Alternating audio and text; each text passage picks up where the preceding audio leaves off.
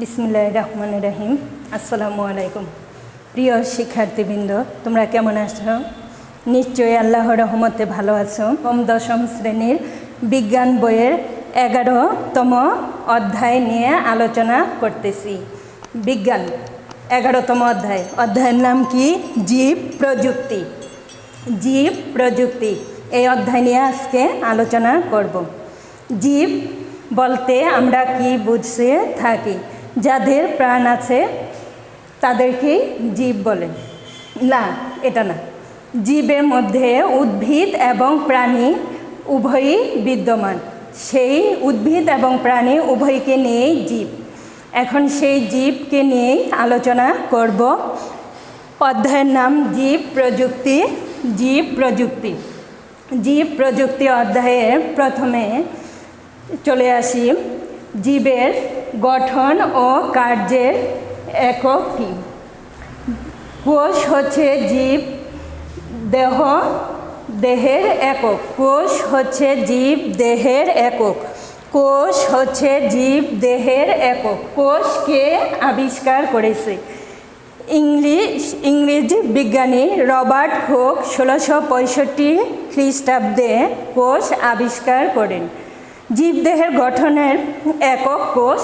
কোষ আবিষ্কার করছে ইংরেজ বিজ্ঞানী রবার্ট হুক কত সালে? 1665 সালে। তার আবিষ্কৃত কোষ ছিল মৃত কোষ। কী কারণে? সে একটা বোতলের সিপি ছিল কাঠের। কাঠটা ছিল জড় পদার্থ।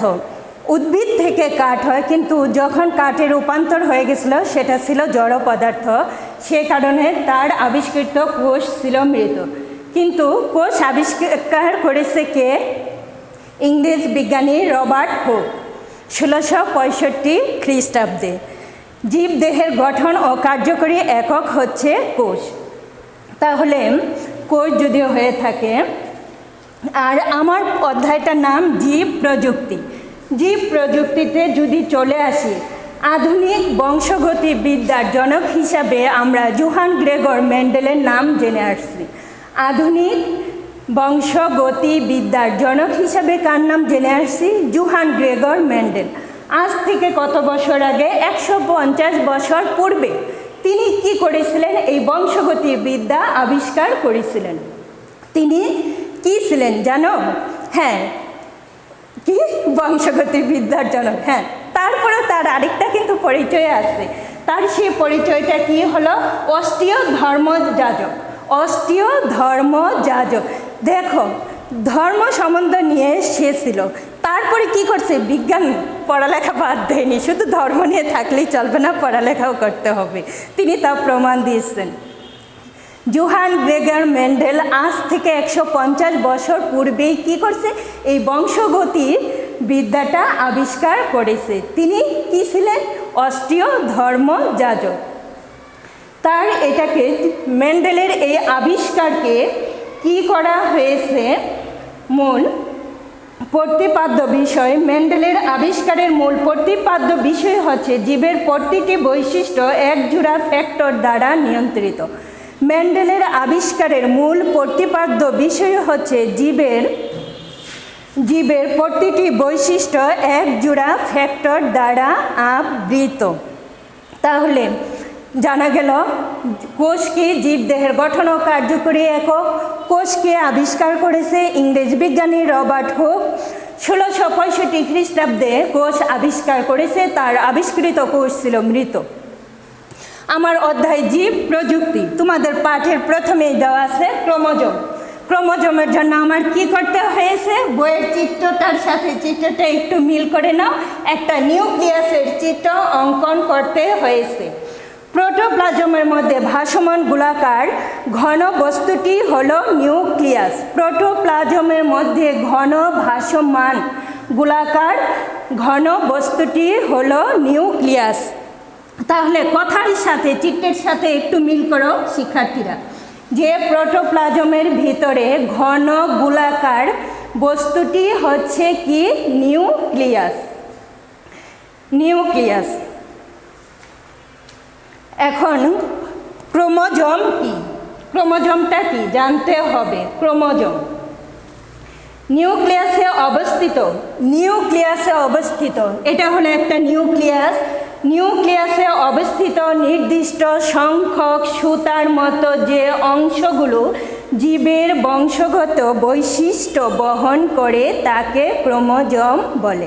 তাহলে কি, নিউক্লিয়াসের একটা চিত্র অঙ্কন করা হয়েছে, এর ভিতরে অবস্থিত নির্দিষ্ট সংখ্যক সুতার মতো, নিউক্লিয়াসের ভিতরে নির্দিষ্ট সংখ্যক কি আছে, সুতার মতো যে অংশগুলো জীবের বৈশিষ্ট্য বহন করে তাকে কি বলা হয়েছে, ক্রোমোজোম বলা হয়েছে। ক্রোমোজোম বলা হয়েছে। নিউক্লিয়াস প্রধানত কয়টি অংশ নিয়ে গঠিত? এখানে আমরা চিত্রতে একটু লক্ষ্য করি। দেখো, প্রথমে বাহিরের যে অংশটা দেখতে পাচ্ছি নিউক্লিয়ার মেমব্রেন, তারপরে মাঝখানে একটু ফাঁকা আছে, সেটার নাম হলো নিউক্লিয়ার রন্ধন।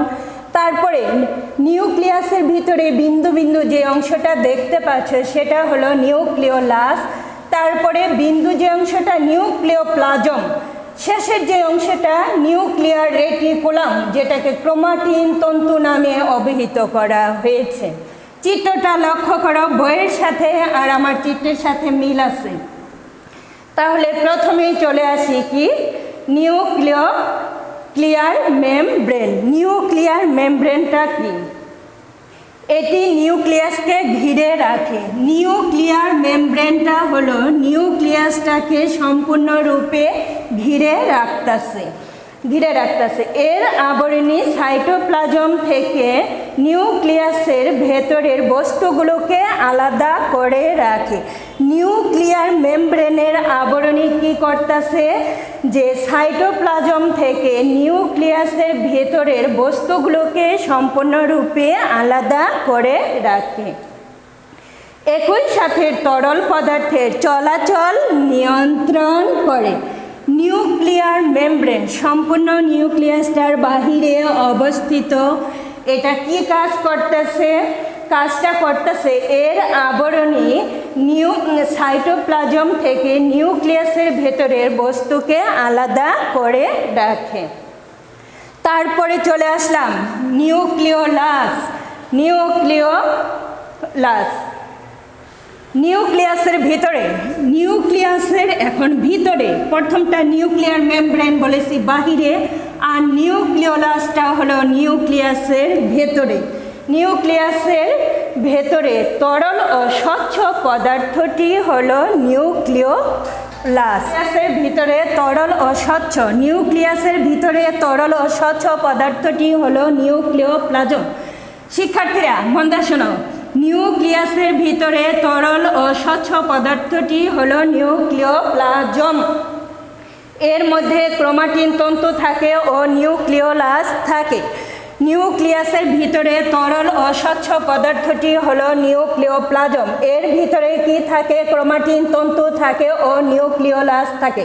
প্রথমটা বলেছিলাম, আবার একটু স্মরণ করেই দেই, যে নিউক্লিয়াসের বাইরে যে আবরণ আছে সেটা হলো নিউক্লিয়ার মেমব্রেন। নিউক্লিয়ার মেমব্রেনের ভিতরে তরল ও স্বচ্ছ যে পদার্থটা অবস্থান করতেছে সেটার নাম হলো, নিউক্লিয়াসের ভিতরে তরল ও স্বচ্ছ যে পদার্থটা অবস্থান করতেছে তার নাম হলো নিউক্লিওপ্লাজম। নিউক্লিওপ্লাজমের ভিতরে কি আছে? ক্রোমাটিন তন্তু আছে আর নিউক্লিওলাস আছে। তারপরে অংশটা কি জেনে নেই, নিউক্লিওলাস। নিউক্লিয়াসের ভেতরে বিন্দুর নেই অতি ক্ষুদ্র যে অঙ্গাণুটি ক্রোমাটিন তন্তুর সাথে লেগে থাকে সেটি হলো নিউক্লিওলাস।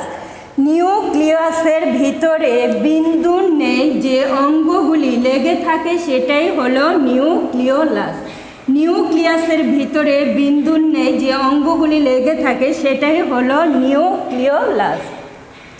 আর ক্রোমাটিন তন্তু নিউক্লিয়াসের ভিতরে সুতার ন্যায় কুণ্ডলী পাকানো বা খোলা অবস্থায় যে অঙ্গাণুটি রয়েছে তাই হলো ক্রোমাটিন তন্তু। নিউক্লিয়াসের ভিতরে যে সুতার ন্যায় পেঁচানো অঙ্গাণুগুলো দেখতে পাচ্ছ সেগুলোকে কি বলা হয়েছে? ক্রোমাটিন তন্তু। এগুলো হলো জীবের বৈশিষ্ট্য বহন করে। এগুলো কি করে? জীবের বৈশিষ্ট্য বহন করে।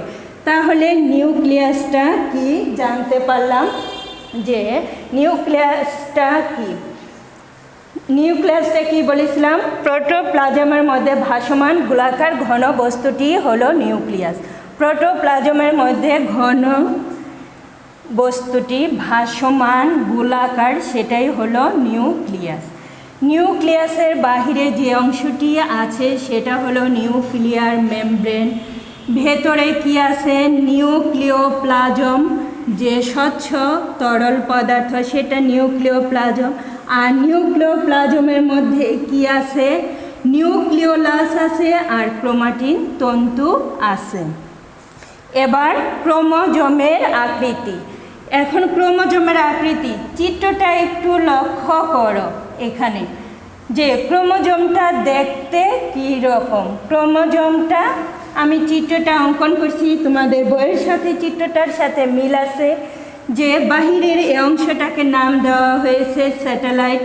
তারপরে এখানে একটু সরু হয়ে যে অংশটা হয়েছে গৌণ কুঞ্চন। তারপরের অংশটার নাম হলো ক্রোমোনেমাটা। তারপরে এখানে খালি একটা ফাঁকা ঘর দেখতে পাচ্ছ, সেটা হলো সেন্ট্রোমিয়ার। তারপরেটা ধাত্র। আর এখান থেকে এই পর্যন্ত উভয় পাশে যে অংশটা আছে তাকে কি বলা হয়েছে? বাহু বলা হয়েছে। ক্রোমোজোমের আকার সাধারণত লম্বা, তাহলে চিত্রটাও আমার লম্বা। ক্রোমোজোমের আকার সাধারণত লম্বা। প্রতিটি ক্রোমোজোমের দেহে দুইগুচ্ছ সুতার মতো অংশ নিয়ে গঠিত। তাহলে চিত্রটাতে লক্ষ্য করো, দুইগুচ্ছ সুতার নিয়ে কিন্তু গঠিত। ক্রোমোজোমের আকারটা লম্বা। প্রতিটি ক্রোমোজোমে দেহে দুইগুচ্ছ সুতার মতো অংশ নিয়ে গঠিত। এই সুতার মতো অংশকে কি বলা হয়েছে জানো? যে ক্রোমোনেমা। ম্যাডাম চিত্রের মধ্যে ক্রোমোনেমা নাই। হ্যাঁ, এক বচনে ক্রোমোনেমা আর বহু বচনে হলো ক্রোমোনেমাটা। তাহলে পেয়ে গেছো চিত্রের সাথে যে ক্রোমোনেমা আছে।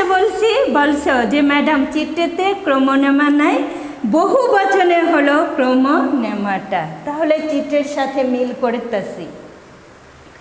ক্রোমোজোমকে সমান প্রতিটি কোষ বিভাজনের সময় কি করা হয়েছে? ক্রোমোজোমকে সমান দুই অংশে ভাগ করা হয়ে থাকে। যে কোষ বিভাজনের সময় প্রতিটি ক্রোমোজোম কয় অংশে ভাগ হয়ে থাকে? দুই অংশে ভাগ হয়ে থাকে। এদের প্রতিটি অংশকে ক্রোমাটিড বলে। প্রত্যেকটা অংশকে কি বলা হয়েছে? ক্রোমাটিড। প্রতিটি ক্রোমাটিড একটি ক্রোমোনেমা নিয়ে গঠিত। বর্তমান সময়ে কোষবিদরা কি বলতেছে? যে ক্রোমাটিড আর ক্রোমোনেমা ক্রোমোজোমার একই অংশেই বিদ্যমান। একই অংশেরই দুইটি নাম। মাইটোসিস কোষ বিভাজনের মেটাফেজ দশায় প্রত্যেকটি ক্রোমোজোম যে গোলাকৃতি সংকুচিত স্থান দেখা যায় তার নাম সেন্ট্রোমিয়া। তাহলে কথাটা চিত্রের মধ্যে কি সেন্ট্রোমিয়া আছে? অবশ্যই আছে। সেন্ট্রোমিয়াটা কখন হচ্ছে? যে মাইটোসিস কোষ বিভাজনে মেটাফেজ দশার প্রতিটি ক্রোমোজোমে যে গোলাকৃতি অসংকুচিত স্থান, এই যে গোলাকৃতি অসংকুচিত যে স্থানটা দেখা যাচ্ছে সেটা হলো সেন্ট্রোমিয়া। ক্রোমোজোমের সেন্ট্রোমিয়ার উভয় পাশের অংশকে কি বলা হয়েছে? ক্রোমোজোমের সেন্ট্রোমিয়ার উভয় পাশের অংশকে কি বলা হয়েছে? বাহু বলা হয়েছে। পূর্বে ধারণা করা হতো, পূর্বে মানে আগের কথা বলা হয়েছে কি? ক্রোমোজোমে একটি মাতৃকা বা ধাত্র দ্বারা আবৃত থাকে। এই যে চিত্রের মধ্যে দেখানো হয়েছে যে পূর্বে ধারণা করা হতো ক্রোমোজোমে একটি মাতৃকা বা ধাত্র দ্বারা আবৃত থাকে, তাহলে ক্রোমোজোমের আকৃতি কেমন? লম্বাটে। এর ভিতরে সুতার মতো 2 স্তর সুতার মতো কুণ্ডলী পাকানো থাকে। তারপরে কি বলা হয়েছে? কুণ্ডলী পাকানো থাকে। সেখানে কি আছে? ক্রোমোনেমাটা। তারপরে আছে সেন্ট্রোমিয়ার। সেন্ট্রোমিয়ার বিপরীতে আছে বাহু, আর সর্বশেষ আছে ধাতু। ক্রোমোজোম। ক্রোমোজোমের প্রকারভেদ। এটা একটা নিউক্লিয়াসের চিত্র প্রথমে অঙ্কন করেছি।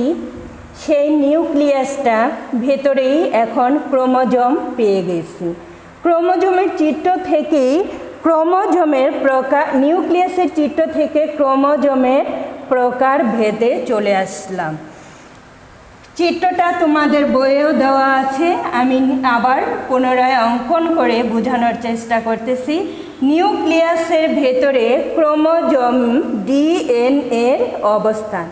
ডিএনএ ডিঅক্সিরাইবো নিউক্লিক অ্যাসিড এর অবস্থানটা ক্রোমোজোমের নিউক্লিয়াসের ভিতরে। ক্রোমোজোম আর ডিএনটা মানে ডিঅক্সিরাইবো নিউক্লিক অ্যাসিড এর অবস্থান কোথায়? চিত্রটাকে একটু লক্ষ্য করো, তাহলে অনায়াসে আমরা বুঝতে পারবো চিত্রের সাথে কথাগুলোর মিল আছে কিনা। উন্নত শ্রেণীর প্রাণী ও উদ্ভিদের কোষে ক্রোমোজোমের মধ্যে প্রকারভেদ দেখা যায়। উন্নত শ্রেণীর উদ্ভিদ ও প্রাণীর মধ্যে প্রাণীকোষের মধ্যে কি দেখা যায়? ক্রোমোজোমের প্রকারভেদ। উন্নত শ্রেণীর কারা? মানুষ, গরু, ছাগল, হাঁস, মুরগি, যাদেরকে খালি চোখে দেখা যায়। দেখার জন্য অতি আণবিক ইলেকট্রনিক মাইক্রোস্কোপের যন্ত্রের প্রয়োজন পড়ে না। যেসব জীব খালি চোখে দেখা যায়, যাদেরকে দেখার জন্য ইলেকট্রনিক মাইক্রোস্কোপ যন্ত্রের প্রয়োজন পড়ে না, সেটা উন্নত শ্রেণীর উদ্ভিদ। যাদের প্রজননের জন্য কি দরকার? পুংলিঙ্গ এবং স্ত্রীলিঙ্গ। আর উন্নত শ্রেণীর উদ্ভিদ কোনটা? যেসব উদ্ভিদের মূল, কাণ্ড, পাতা, ফুল ও ফলে বিভক্ত করা যায়, সেটাই হলো উন্নত শ্রেণীর উদ্ভিদ। যাদের মধ্যে 5টা স্তর, প্রজননের জন্য 5টা স্তর বিদ্যমান। কি কি সেগুলো? পুষ্পাক্ষ, বৃন্ত, পাপড়ি, পুংকেশর, স্ত্রীকেশর, এরাই তাহলে উন্নত শ্রেণীর উদ্ভিদ কোনগুলি আর উন্নত শ্রেণীর প্রাণী বা কোনগুলি, সেগুলো আমরা এখন জানতে পারলাম। সেই উন্নত শ্রেণীর উদ্ভিদ এবং প্রাণীর মধ্যে কি করা হয়েছে? ক্রোমোজোমের প্রকারভেদ দেখা যায়। এদের দেহকোষে যতগুলো ক্রোমোজোম থাকে, কাদের? উন্নত শ্রেণীর উদ্ভিদ ও প্রাণীদের দেহকোষে যতগুলি ক্রোমোজোম থাকে, সেই ক্রোমোজোমগুলো কি করা হয়েছে?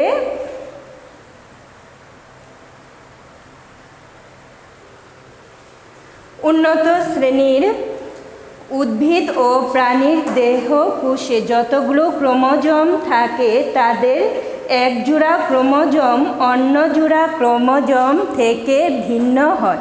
মানুষের দেহে কয় জোড়া ক্রোমোজোম আছে শিক্ষার্থীরা? 23 জোড়া ক্রোমোজোম আছে। 46টি, হ্যাঁ 23 জোড়া। সেই 23 জোড়া ক্রোমোজোমকে কি করা হয়েছে? 2 ভাগে ভাগ করা হয়েছে। সেই কোন 2 ভাগ?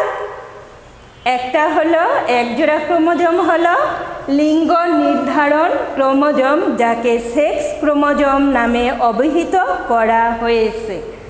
আর বাকি 22 জোড়া ক্রোমোজোম হলো অটোজোম। তাহলে ক্রোমোজোমের ভেতরে 2 ভাগে ভাগ করা হয়েছে ক্রোমোজোমকে। 2 ভাগে দেহকোষের ক্রোমোজোমকে 2 ভাগে ভাগ করা হয়েছে। তার মধ্যে কোন 2 ভাগে? একটা হলো অটোজোম আর একটা হলো সেক্স ক্রোমোজোম। 22 জোড়া ক্রোমোজোমকে বলা হয়েছে অটোজোম, আর 1 জোড়া ক্রোমোজোমকে বলা হয়েছে লিঙ্গ নির্ধারণ বা সেক্স ক্রোমোজোম। তাহলে মানুষের দেহে আমরা জানি জীব দেহে দেহকোষে 23 জোড়া ক্রোমোজোম থাকে। সেই 23 জোড়া 46টি 23 জোড়াকে দুই ভাগে ভাগ করা হয়েছে। একটা হলো কি অটোজোম, আরেকটা হলো লিঙ্গ নির্ধারণ ক্রোমোজোম। লিঙ্গ নির্ধারণ এক জোড়া ক্রোমোজোম, সেটাকে সেক্স ক্রোমোজোম বলা হয়েছে। আর বাকি যে 22 জোড়া থাকে তাকে অটোজোম বলা হয়েছে। তাহলে শিক্ষার্থীরা, আমাদের ছিল জীব প্রযুক্তি নবম দশম শ্রেণীর বিজ্ঞান বইয়ের 11তম অধ্যায়ের জীব প্রযুক্তি। সেখানে ছিল ক্রোমোজোম, ক্রোমোজোমের আকৃতি, ক্রোমোজোমের প্রকারভেদ। ক্রোমোজোমের মধ্যে নিউক্লিয়াসের চিত্রটা অবশ্যই আসবে। সাইটোপ্লাজমের মধ্যে ভাসমান গোলাকার বস্তুই হলো নিউক্লিয়াস। নিউক্লিয়াসের মধ্যে কী কী অংশ আছে? নিউক্লিয়ার মেমব্রেন, নিউক্লিয় রন্ধ্র, নিউক্লিওলাস, নিউক্লিওপ্লাজম, নিউক্লিয়ার রেটিকুলাম বা ক্রোমাটিন তন্তু। সেখান থেকে ক্রোমোজোমটাকে বের করে আলাদা করে নিয়েছি যে ক্রোমোজোমের আকার কেমন, লম্বাটে। তার মধ্যে কি আছে? 2 স্তর বিশিষ্ট সুতার মতো কুঞ্জুরি আছে। প্রথম অংশকে বাহিরের যে অংশটা আছে স্যাটেলাইট, মাঝের গৌণ কুঞ্জন, ক্রোমোনেমাটা, সেন্ট্রোমিয়ার, ধাত্র আর বাহু। তারপরটা হলো ক্রোমোজোমের প্রকারভেদ। নিউক্লিয়াসের ভিতরে ক্রোমোজোম আর ডিএনএ, ডিঅক্সিরাইবো নিউক্লিক অ্যাসিড, যে সেখানে 2 ধরনের ক্রোমোজোম আছে। 2 ধরনের ক্রোমোজোম 2 ভাগে ভাগ করছে, এই জন্য 2 ধরনের বলা হয়েছে, যে অটোজোম আর হলো লিঙ্গ নির্ধারণ ক্রোমোজোম। 22 জোড়াকে একত্রে বলা হয়েছে অটোজোম, আর 1 জোড়াকে সম্পূর্ণ আলাদা করে বলা হয়েছে লিঙ্গ নির্ধারণ ক্রোমোজোম, সেক্স ক্রোমোজোম নামে অভিহিত। তাহলে কি করবা শিক্ষার্থীরা? চিত্র এবং বই খুলে আমার কথা বইয়ের সাথে মিল করো, দেখবা তোমাদের এই অংশটা সম্পূর্ণ হয়ে গেছে। এখানে আর কোনো ত্রুটি থাকার কথা নয়। মন দিয়ে পড়বা, চিত্রটার সাথে মিল করে নিবা, তাহলেই বুঝতে পারবা। ধন্যবাদ। আজকের মতো আল্লাহ হাফেজ।